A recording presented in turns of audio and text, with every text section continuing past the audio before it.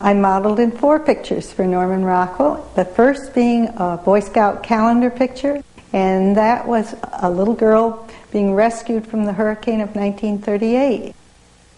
And the next picture I was in was Little Lord Fauntleroy.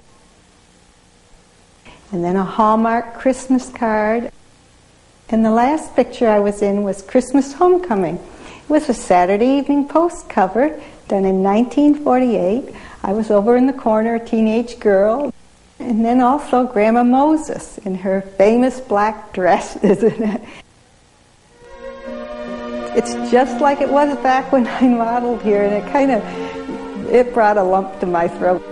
You almost felt part of Norman Rockwell was still here. Most of all, Norman Rockwell's spirit lives on in his art, reflecting what we as a people are and what we aspire to be, and capturing our essential strength and decency.